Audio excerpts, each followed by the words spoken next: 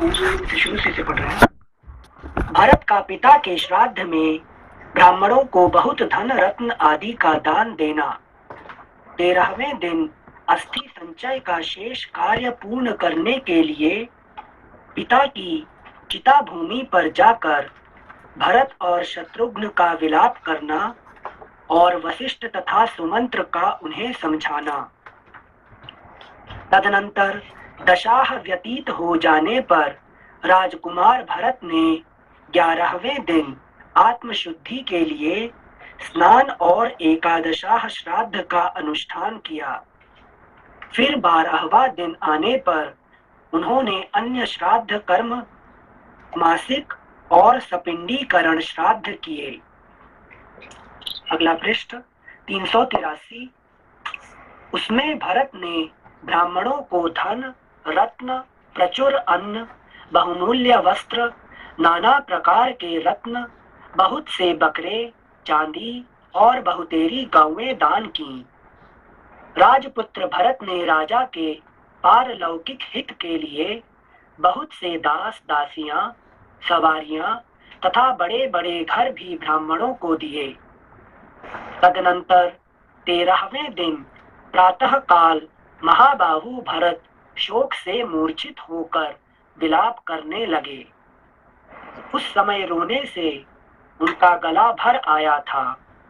वे पिता के चिता स्थान पर अस्थि संचय के लिए आए और अत्यंत दुखी होकर इस प्रकार कहने लगे। Now we can see that till 10 days there cannot be any auspicious activities in the house. Okay, after the death, the first 10 days nothing will be done. In the 11th day onwards, one after another, action will start. Okay. अच्छा। Okay. Thanks sir. श्लोक संख्या 5। उस समय रोने से उनका गला भर आया था। वे पिता के चिता स्थान पर अस्थि संचय के लिए आए और अत्यंत दुखी होकर इस प्रकार कहने लगे। तात, आपने मुझे जिन ज्येष्ठ भ्राता श्री रघुनाथ जी के हाथ में सौंपा था, उनके वन में चले जाने पर आपने मुझे सूने में ही छोड़ दिया। इस समय मेरा कोई सहारा नहीं।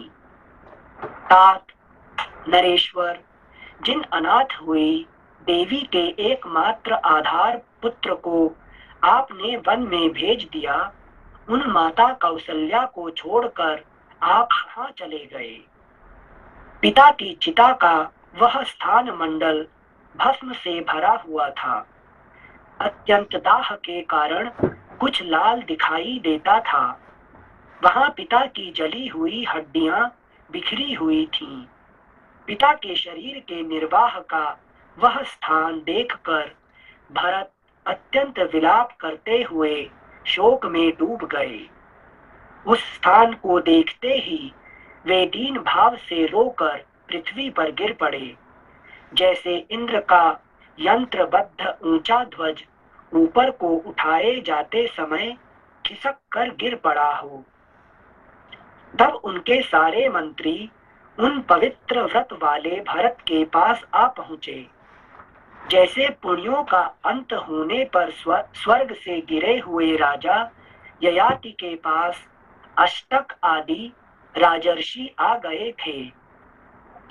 भरत को शोक में डूबा हुआ देख शत्रुघ्न भी अपने पिता महाराज दशरथ का बारंबार स्मरण करते हुए अचेत होकर पृथ्वी पर गिर पड़े।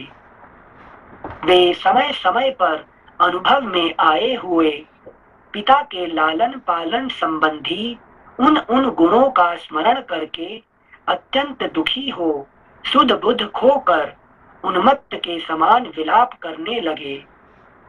हाय, मंथरा से जिसका प्राकट्य हुआ है, कैकेयी रूपी ग्राह से जो व्याप्त है तथा जो किसी प्रकार भी मिटाया नहीं जा सकता, उस वरदानमय शोक रूपी उग्र समुद्र ने हम सब लोगों को अपने भीतर निमग्न कर दिया है।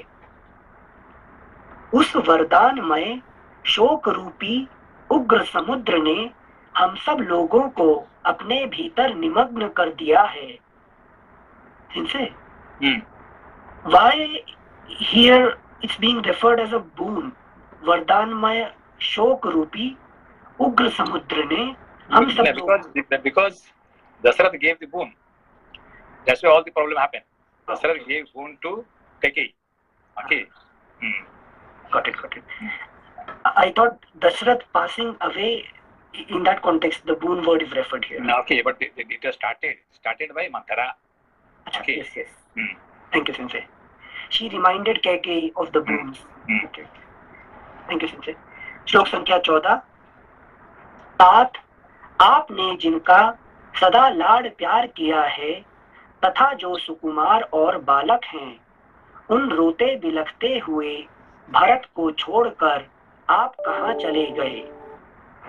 भोजन, पान, वस्त्र और आभूषण, इन सबको अधिक संख्या में एकत्र करके आप हम सब लोगों से अपनी रुचि की वस्तुएं ग्रहण करने को कहते थे।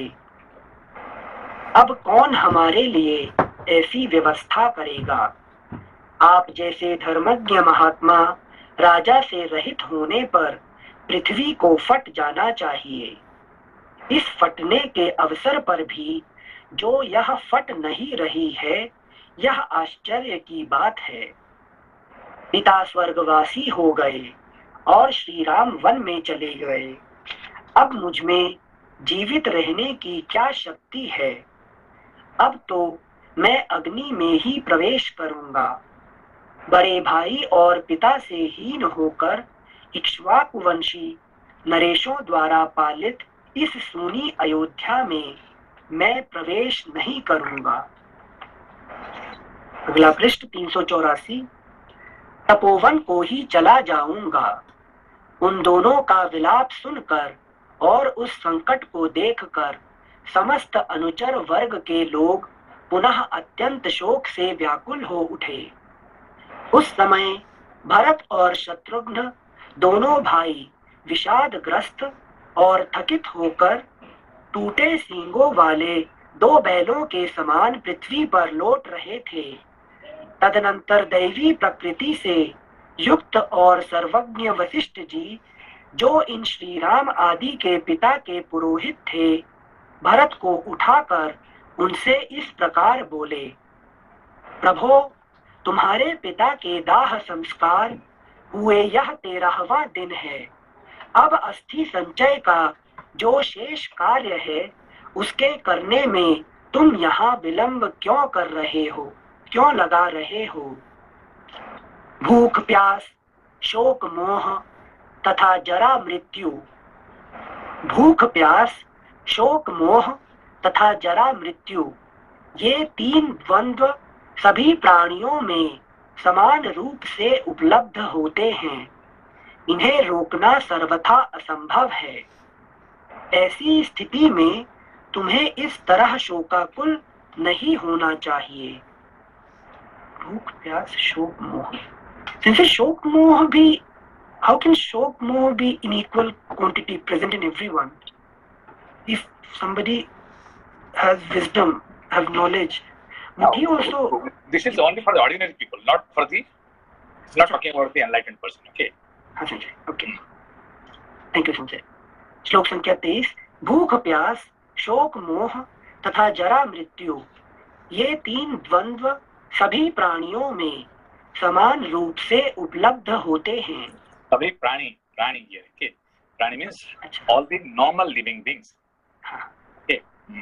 Thank you, Sanjay. इन्हें रोकना सर्वथा असंभव है।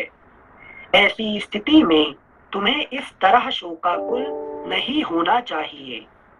तत्वज्ञ सुमंत्र ने भी शत्रुघ्न को उठाकर उनके चित्त को शांत किया तथा समस्त प्राणियों के जन्म और मरण की अनिवार्यता का उपदेश सुनाया।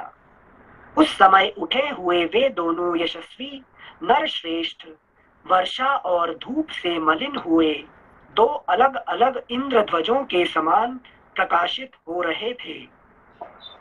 वे आंसू पोंछते हुए दीनता पूर्ण वाणी में बोलते थे उन दोनों की आंखें लाल हो गई थीं तथा मंत्री लोग उन दोनों राजकुमारों को दूसरी दूसरी क्रियाएं शीघ्र करने के लिए प्रेरित कर रहे थे।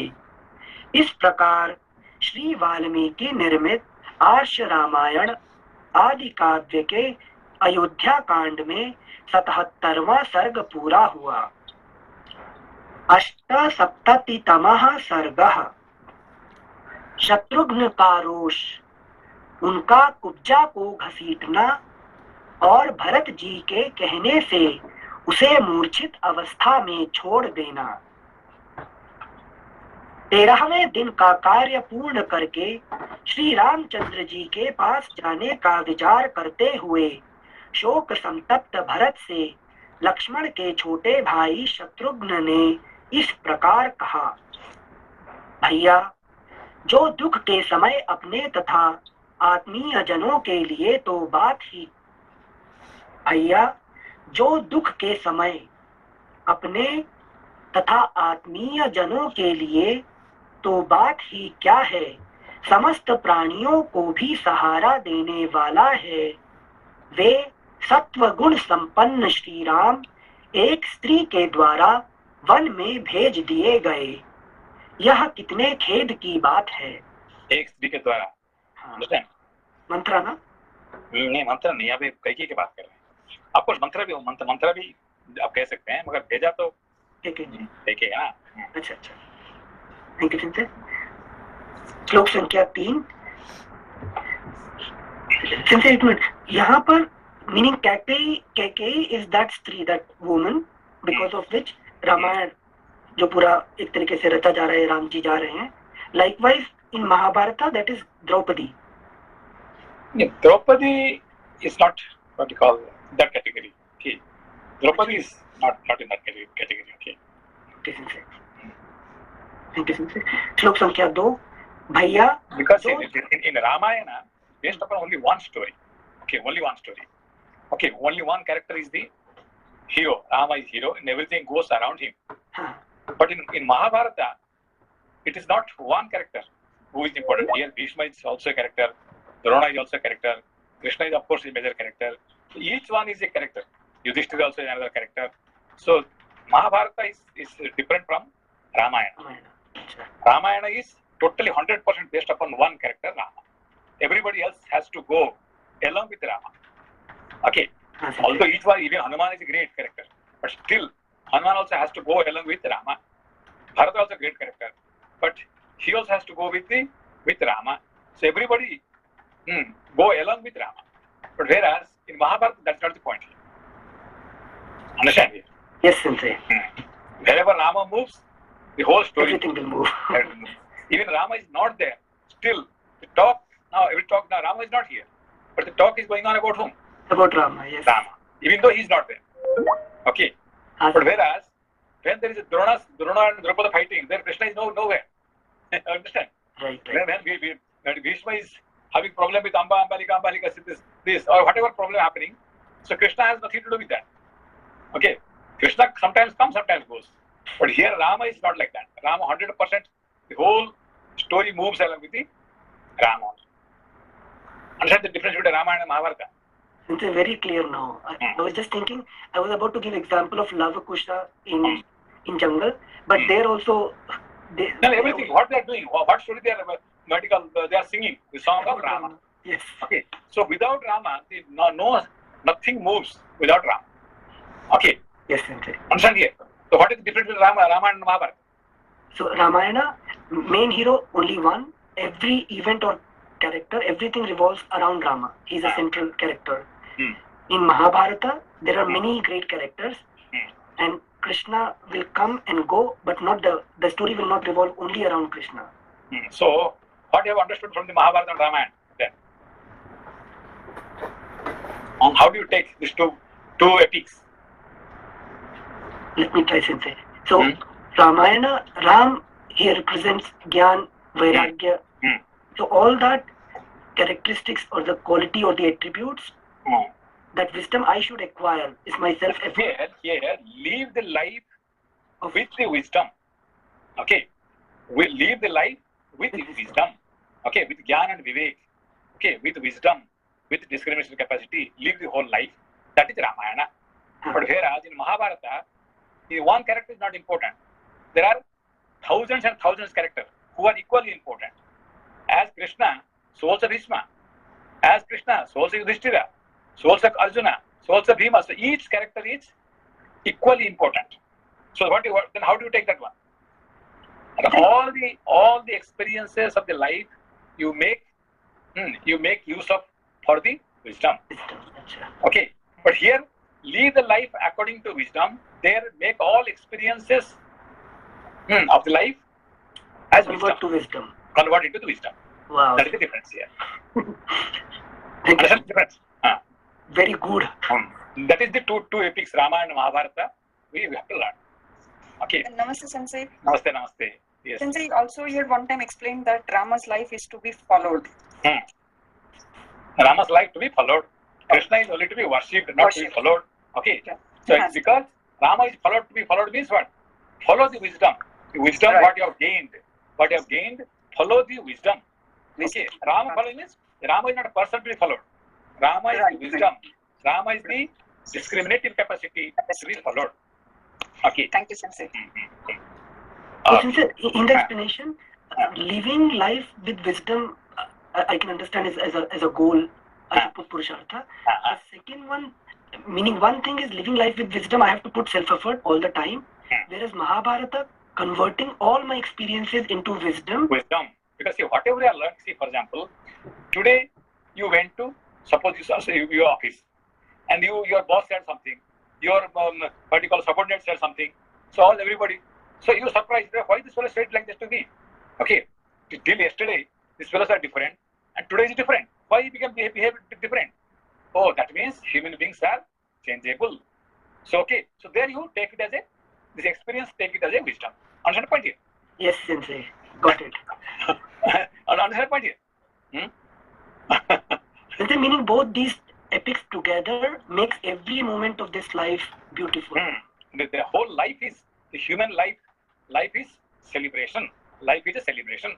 So how to celebrate life? Now, live the life according to the wisdom and convert all the experiences into a wisdom. Okay, this is two things. Thank you, Sensei. Meaning, Sensei, there is nothing called avoid this, don't avoid. Nothing. Because here in Mahabharata, what are you doing? You are experiencing life. Experiencing life means every moment is, life has to be studied. Here, the scripture, we are studying the scriptures, a book.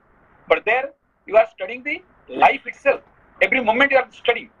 Okay, you are studying your wife, you are studying your mother-in-law, you are studying your father-mother, you are studying your friend. So you are studying your boss. So each one is a book for you. Understand it? Very much understood, Sensei. Every moment you are living with your children, you are living with your father-mother, you are living with your parent-in-law. Each one is a what? Each one is a book. You learn from there. Don't avoid, this is too much, I don't want to go along with it. No, go along with that and learn. Another point here, don't run away. Yes. Life is not to run away. Learn from them. Face. Okay. That's why Krishna is facing everybody. Okay. Thank you, Sensei. These two are very important. Like the Ramayana and Mahabharata, we have to study equally. One is to use, other one is to learn. Okay. Thank you, Sensei. Okay. श्लोक संख्या 3। तथा वे जो बल और पराक्रम से संपन्न लक्ष्मण नामधारी शूरवीर हैं, उन्होंने भी कुछ नहीं किया। मैं पूछता हूँ कि उन्होंने पिता को कैद करके भी श्री राम को इस संकट से क्यों नहीं छुड़ाया? Now who is saying? As Lakshmana said, I will put my father into prison. I will kill my father. Now Shatrugna is okay, now Shatrugna is repeating the same thing. Okay, because they are brothers, twin brothers. They are same kind of thoughts. Okay. Yes, Sensei. So why my brother did not put my father into prison and gave the kingdom to my brother? Yes. Okay. This is the thought. Thank you, Sensei.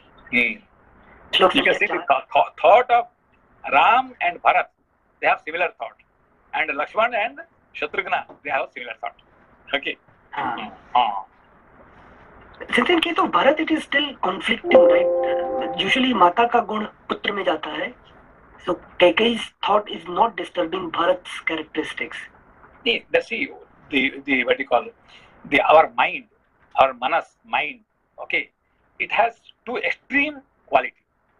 Only mind has only two extreme quality. Mana eva manushyanam karanam bandha mokshaya. It will take you, it will give you enlightenment, and it will put you in the bondage. They are the two extremities. Only mind. Okay. So when it goes, today you have decided, okay, I'm going to make a temple. I will donate all my money for a temple. Who said? Mind. No, I'm not going to give a single penny for the temple, for charity. I'm going to use everything for gambling. Who says? Mind. For gambling also, mind has to certify, and for making a temple, for getting for enlightenment, this also mind has to say. Okay, both extremities. Okay, so Bharat was born when Kaikeyi was in the first extremity. But I am going to do all the dharma karma. That time Bharat was born in that thought. Okay, now Kaikeyi is in the destructive world. Then Bharata has nothing to do with that. Understand the point here? Yes, Sensei. So Bharata is the son of which Kaikeyi? The good deed manas. The dharma Kaikeyi. Dharma Kaikeyi. Okay. So this is too extreme. Okay. Yes, Sensei. That's called mana eva manushyanam karanam bandha moksha. It is the cause for enlightenment. It is the cause for Bondage. Okay. Yes. Thank you, Sensei. श्लोक संख्या 4 जब राजा एक नारी के वश में होकर बुरे मार्ग पर आरूढ़ हो चुके थे तब न्याय और अन्याय का विचार करके उन्हें पहले ही कैद कर लेना चाहिए था. Because what is his logic?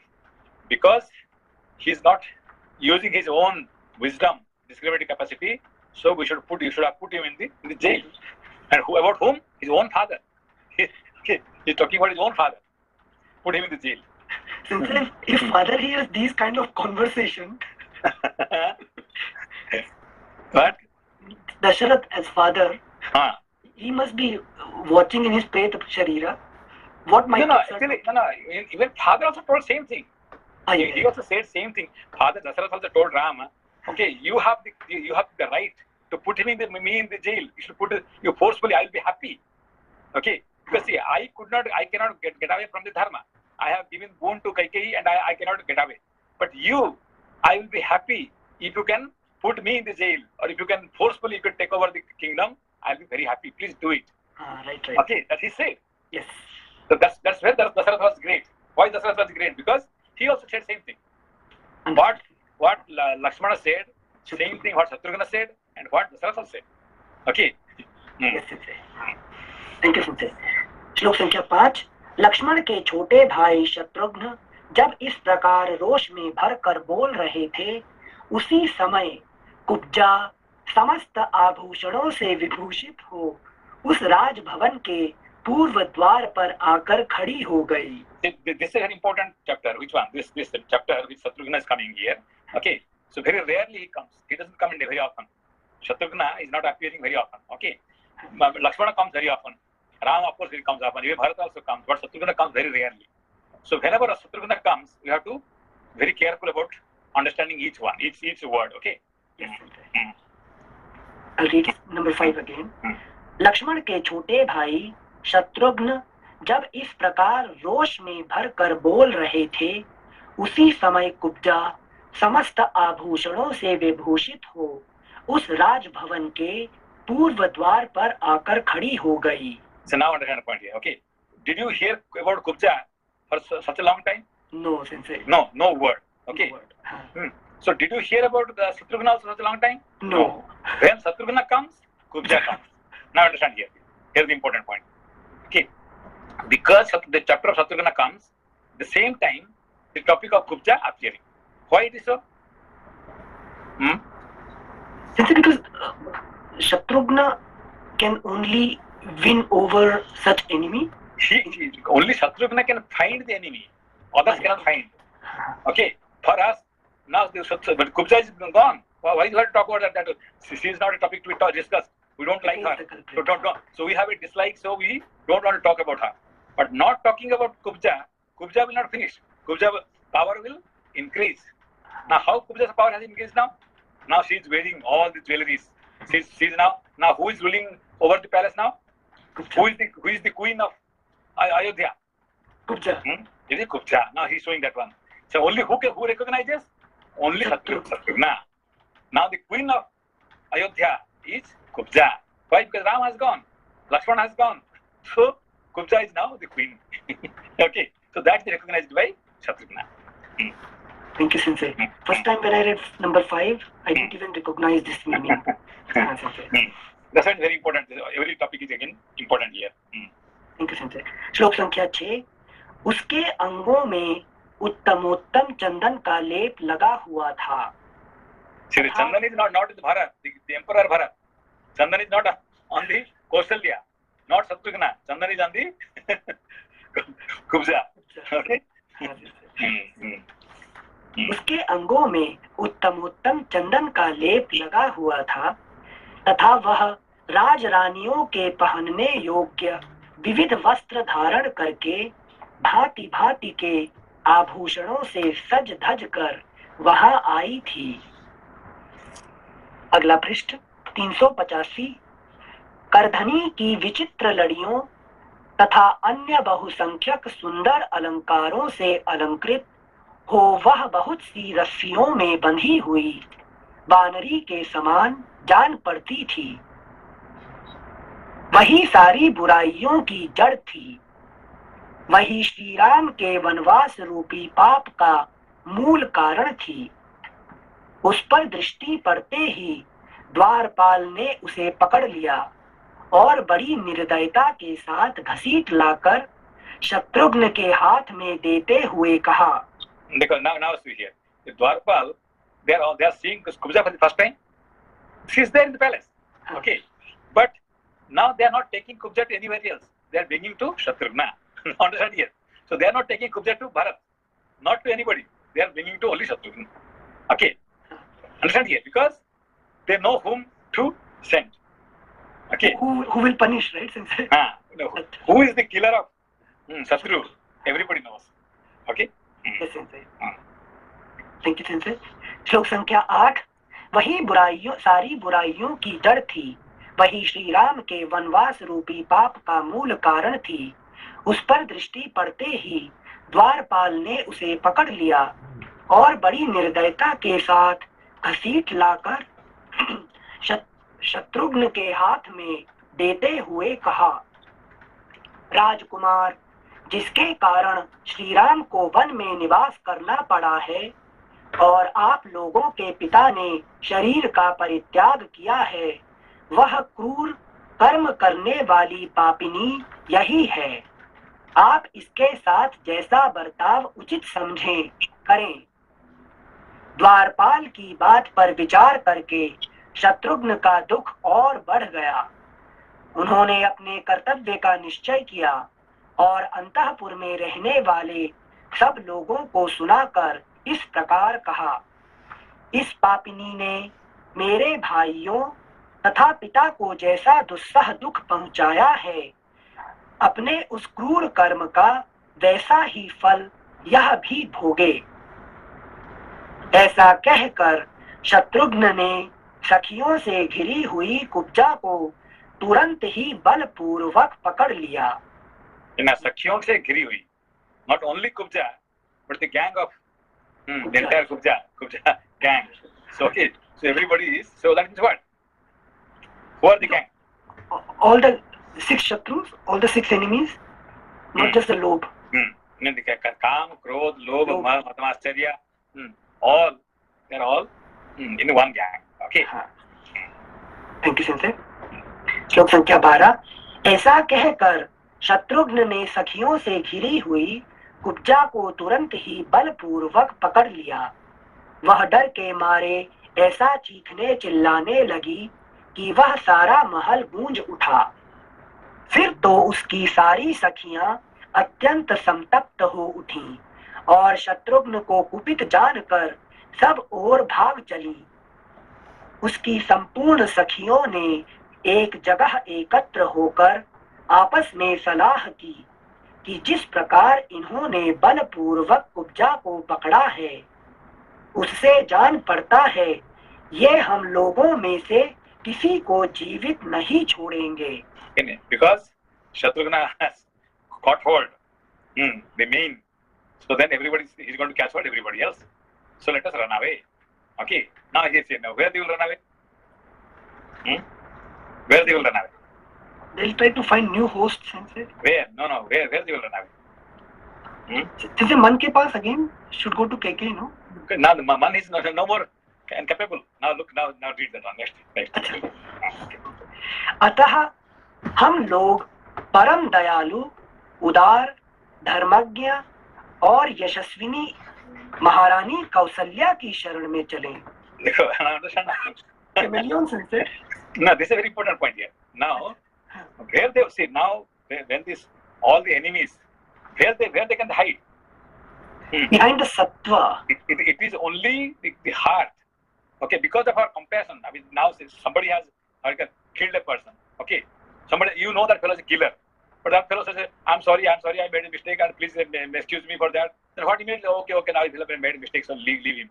So, but you are not, first you have killed a person, so you must get the punishment. Okay, that's not the point here. Here, what the fellows want? Okay, leave him.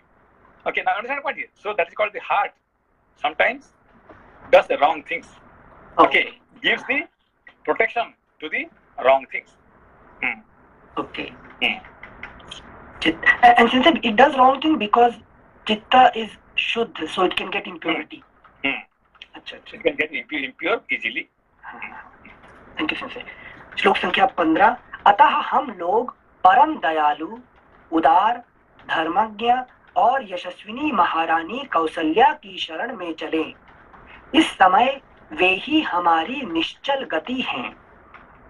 शत्रुओं का दमन करने वाले शत्रुघ्न रोष में भरकर कुब्जा को जमीन पर घसीटने लगे। उस समय वह जोर जोर से चीत्कार कर रही थी।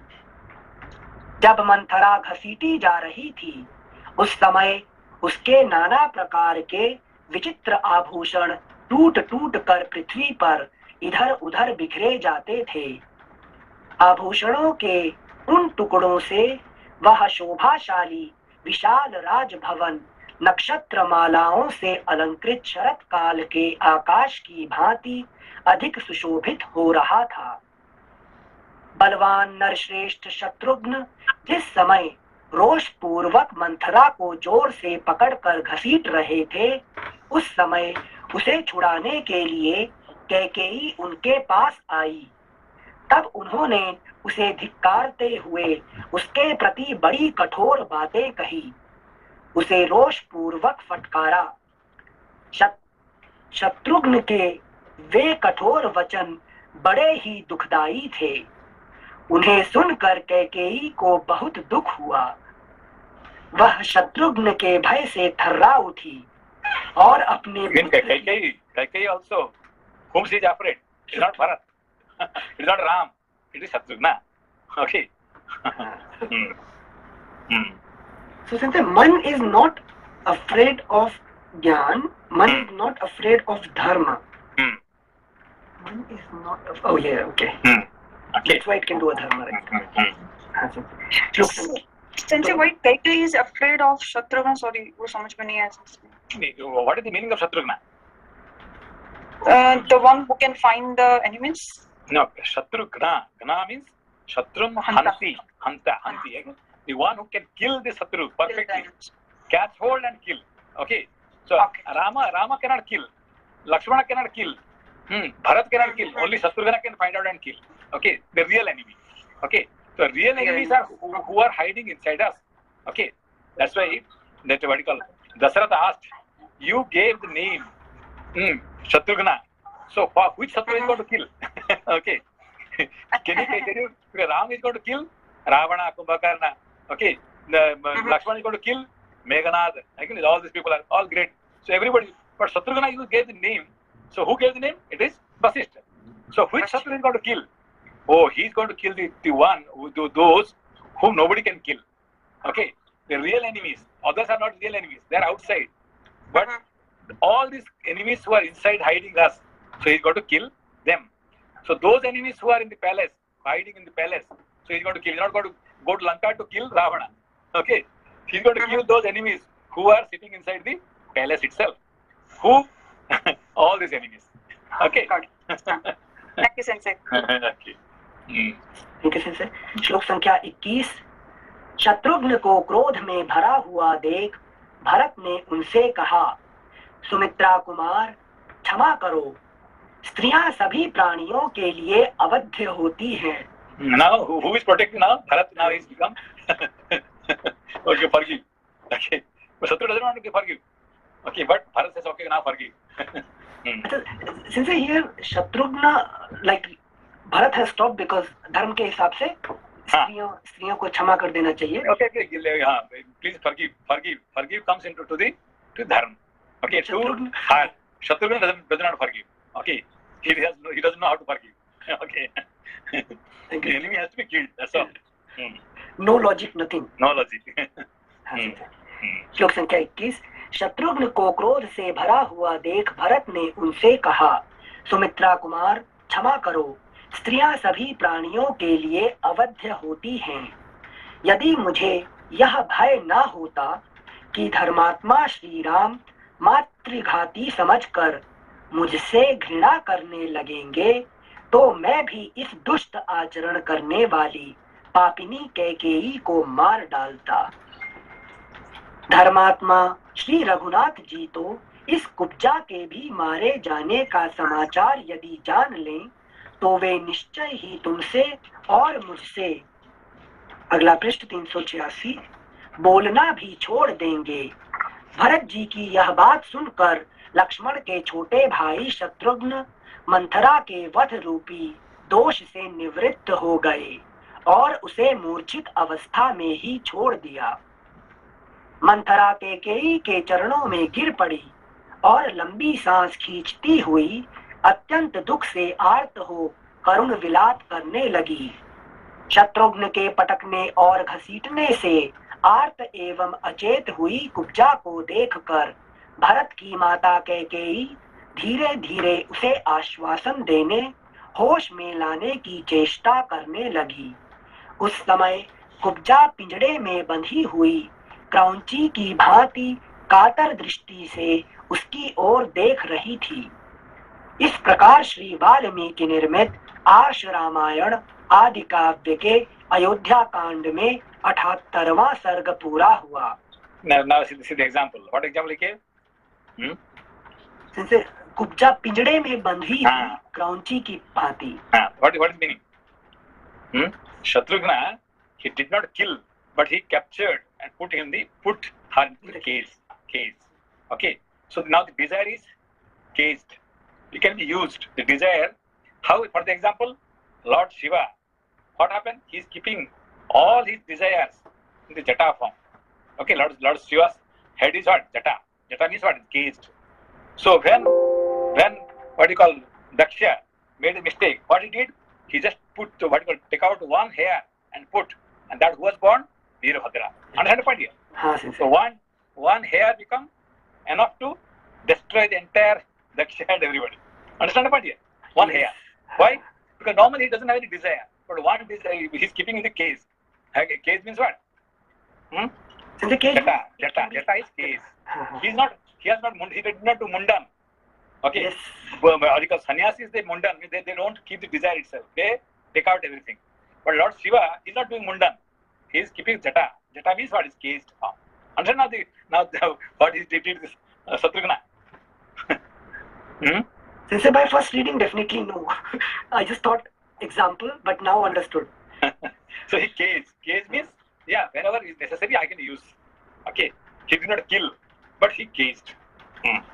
Since I know comparison is not good, but sannyasi versus Shiva. In case of Shiva, desires are all there but caged. So I can use whenever I want. Yeah, whenever you want to use. But as sannyasi, what they do? No, we don't want the desire itself. Just throw, cut it down and throw. But whereas jata means what? Jata means don't throw the desire, but cage it and use it when necessary. That's why he is to Veerabhadra. He's what he, when he heard that Sati is died, Lakshya created all trouble. He did not go. Did Shiva went there to fight? Just to He did not go. and throw. It's not worth to go and fight with Daksha. He just put one hair. One hair means one desire, which was caged. Okay. Thank you, Sensei. I was always thinking ki if I need to control desire, I should do Mundan, remove all my hair. Jata is better option, Sensei. Jata is better option. Okay. Thank you, Sensei. अगला अध्याय एकोनाशीतितमः सर्गः। मंत्री आदि का भरत से राज्य ग्रहण करने के लिए प्रस्ताव तथा भरत का अभिषेक सामग्री की परिक्रमा करके श्री राम को ही राज्य का अधिकारी बताकर उन्हें लौटा लाने के लिए चलने के निमित्त व्यवस्था करने की सबको आज्ञा देना। तदनंतर 14वें दिन प्रातः काल। We have to understand each character who are what happened supporting Rama. You can see here article each character Lakshmana, Bharata, Shatrugna, Hanuman, each character, everybody's job is what? Only to strengthen the character called Ram. Okay, which is not there in Mahabharata. Okay, so now here you can see now where Lakshmana is now with Ram. He's always upholding Ram. What Bharat is doing? Always trying to be close to Ram. Do the job of Ram. Okay, but what Shatrugna is doing? Killing the enemies who may That is very difficult to understand. Okay, very difficult to understand Shatrugna. Okay, everybody is afraid of only one person, that is Shatrugna. Okay, because he doesn't do any job for Ram. Understand here? Acha, he is doing job for Bharat, no sense? That is a very important point, is that to understand the character of Shatrugna is very difficult. Okay, so he never praised Ram, he never is trying to do anything, he's trying to please Ram. Okay, rather Ram is afraid of Shatrugna. I can understand. Oh really? Everybody is afraid of only one person, Shatrugna. Agree. The Kaikeyi is running. For others, Kaikeyi is not running. If the Shatrugna comes, Kaikeyi has to run. Manthara is trembling. Okay, everybody is afraid of only one person, Shatrugna. Okay, now understand the point here. So he's never trying to do please Ram. Whereas Bharata is what he's doing. He's trying to please Ram. Okay. Anyway, it's a very interesting topic if you're studying article Shatrugna. Okay. हाँ सिंचे, thank you सिंचे। श्लोक संख्या 1। तदनंतर 14वें दिन प्रातः काल समस्त राज कर्मचारी मिलकर भरत से इस प्रकार बोले, महायशस्वी राजकुमार, जो हमारे सर्वश्रेष्ठ गुरु थे, वे महाराज दशरथ तो अपने ज्येष्ठ पुत्र श्री राम तथा महाबली लक्ष्मण को वन में भेजकर स्वयं स्वर्गलोक को चले गए। अब इस राज्य का कोई स्वामी नहीं है, इसलिए अब आप ही हमारे राजा हों। आपके बड़े भाई को स्वयं महाराज ने वनवास की आज्ञा दी और आपको यह राज्य प्रदान किया, अतः आपका राजा होना न्याय संगत है। इस संगति के कारण ही आप राज्य को अपने अधिकार में लेकर किसी के प्रति कोई अपराध नहीं कर रहे हैं। राजकुमार रघुनंदन, ये मंत्री आदि स्वजन, पूर्ववासी तथा सेठ लोग अभिषेक की सब सामग्री लेकर आपकी राह देखते हैं। भरत जी, आप अपने माता पितामहों के इस राज्य को अवश्य ग्रहण कीजिए। नरश्रेष्ठ, राजा के पद पर अपना अभिषेक कराइए और हम लोगों की रक्षा कीजिए। यह सुनकर उत्तम व्रत को धारण करने वाले भरत ने अभिषेक के लिए रखी हुई कलश आदि सब सामग्री की प्रदक्षिणा की और वहां उपस्थित हुए सब लोगों को इस प्रकार उत्तर दिया, सज्जनों, आप लोग बुद्धिमान हैं। आपको मुझसे ऐसी बात नहीं कहनी चाहिए। हमारे कुल में सदा ज्येष्ठ पुत्र ही राज्य का अधिकारी होता आया है और यही उचित भी है। श्री रामचंद्र जी हम लोगों के बड़े भाई हैं, अतः वे ही राजा होंगे। उनके बदले मैं ही 14 वर्षों तक वन में निवास करूंगा। आप लोग No. This is what he is promising. Okay, what is promising? that Ram will be the king and I will stay in the jungle, in the one. Jungle for 14 years. 14 years. Okay. So could he do that one? Yes, Sensei, he did. He did it. So he put Ram on the throne, and he remained 14 years in the jungle. Okay. He did not go to Ayodhya. He remained in Nandigram jungle. Okay. Thank you, Sensei. श्लोक संख्या 9। आप लोग विशाल चतुरंगिणी सेना जो सब प्रकार से सबल हो तैयार कीजिए। मैं अपने ज्येष्ठ भ्राता श्री रामचंद्र जी को वन से लौटा लाऊंगा। अगला पृष्ठ 387। अभिषेक के लिए संचित हुई इस सारी सामग्री को आगे करके मैं श्री राम से मिलने के लिए वन में चलूंगा और उन नरश्रेष्ठ श्री रामचंद्र जी का वहीं अभिषेक करके यज्ञ से लाई जाने वाली अग्नि के समान उन्हें आगे करके अयोध्या में ले आऊंगा। परंतु जिसमें लेश मात्र मातृभाव शेष है, अपनी माता कहलाने वाली इस कैकेयी को मैं कदापि सफल मनोरथ नहीं होने दूंगा। श्री राम यहाँ के राजा होंगे और मैं दुर्गम वन में निवास करूंगा।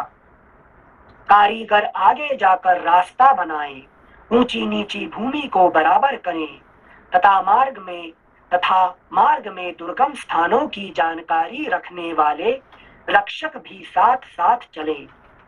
श्री रामचंद्र जी के लिए ऐसी बात कहते हुए राजकुमार भरत से वहां आए हुए सब लोगों ने इस प्रकार सुंदर एवं परम उत्तम बात कही।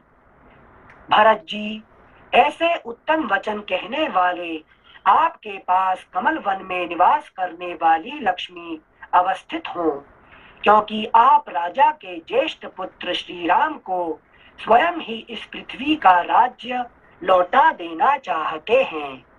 उन लोगों का कहा हुआ वह परम उत्तम आशीर्वचन जब कान में पड़ा, तब उसे सुनकर राजकुमार भरत को बड़ी प्रसन्नता हुई। उन सब की ओर देखकर भरत के मुखमंडल में सुशोभित होने वाले नेत्रों से हर्ष जनित आंसुओं की बूंदें गिरने लगीं। भरत के मुख से श्री राम को ले आने की बात सुनकर उन सभा के सभी सदस्यों और मंत्रियों सहित समस्त राज कर्मचारी हर्ष से खिल उठे। उनका सारा शोक दूर हो गया और वे भरत से बोले, नरश्रेष्ठ, आपकी आज्ञा के अनुसार राज परिवार के प्रति भक्ति भाव रखने वाले कारीगरों और रक्षकों को मार्ग ठीक करने के लिए भेज दिया गया है। इस प्रकार श्री वाल्मीकि निर्मित आर्ष रामायण आदि काव्य के अयोध्या कांड में 79वां सर्ग पूरा हुआ। 80तमः सर्गः। अयोध्या से गंगा तट तक सुरम्य शिविर और कूप आदि से युक्त सुखद राजमार्ग का निर्माण। तत्पश्चात ऊंची नीची एवं सजल निर्जल भूमि का ज्ञान रखने वाले सूत्र कर्म छावनी आदि बनाने के लिए सूत धारण करने में कुशल, मार्ग की रक्षा आदि अपने कर्म में सदा सावधान रहने वाले शूरवीर, भूमि खोदने या सुरंग आदि बनाने वाले, नदी आदि पार करने के लिए तुरंत साधन उपस्थित करने वाले अथवा जल के प्रवाह को रोकने वाले वेतन भोगी कारीगर, हवाई रथ और यंत्र आदि बनाने वाले पुरुष, बढ़ई, मार्ग रक्षक, पेड़ काटने वाले रसोइये, चूने से पोतने आदि का काम करने वाले, बांस की चटाई और सूप आदि बनाने वाले, चमड़े का चार जामा आदि बनाने वाले तथा रास्ते की विशेष जानकारी रखने वाले सामर्थ्यशाली पुरुषों ने पहले प्रस्थान किया। उस समय मार्ग ठीक करने के लिए एक विशाल जन समुदाय बड़े हर्ष के साथ वन प्रदेश की ओर अग्रसर हुआ, जो पूर्णिमा के दिन उमड़े हुए समुद्र के महान वेग की भांति शोभा पा रहा था। अगला पृष्ठ। वे मार्ग निर्माण में निपुण कारीगर अपना अपना दल साथ लेकर अनेक प्रकार के औजारों के साथ आगे चल दिए। वे लोग लताएं, बेलें, झाड़ियां, ठूंठे, वृक्ष तथा पत्थरों को हटाते और नाना प्रकार के वृक्षों को काटते हुए मार्ग तैयार करने लगे। जिन स्थानों में वृक्ष नहीं थे, वहां कुछ लोगों ने वृक्ष भी लगाए। कुछ कारीगरों ने कुल्हाड़ों, टंकों, पत्थर तोड़ने के औजारों तथा हंसियों से कहीं कहीं वृक्षों और घासों को काट काट कर रास्ता साफ किया। अन्य प्रबल मनुष्यों ने, जिनकी जड़ें नीचे तक जमी हुई थीं, उन कुश, कास आदि के झुरमुटों को हाथों से ही उखाड़ फेंका। वे जहां तहां ऊंचे नीचे दुर्गम स्थानों को खोद खोद कर बराबर कर देते थे। दूसरे लोग कुओं और लंबे लंबे चौड़े गड्ढों को धूलों से ही पाट देते थे।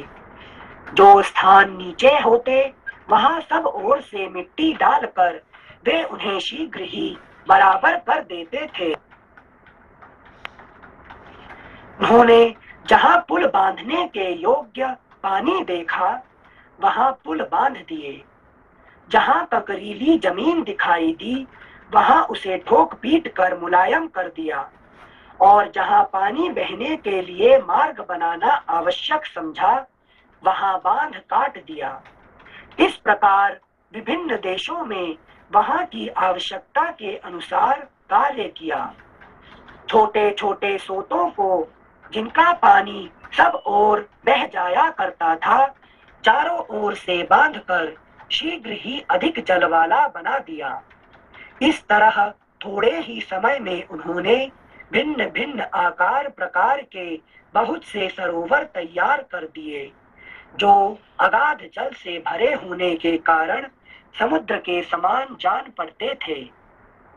निर्जल स्थानों में नाना प्रकार के अच्छे अच्छे कुएं और बावड़ी आदि बनवा दिए, जो आसपास बनी हुई वेदिकाओं से अलंकृत थे। इस प्रकार सेना का वह मार्ग देवताओं के मार्ग की भांति अधिक शोभा पाने लगा।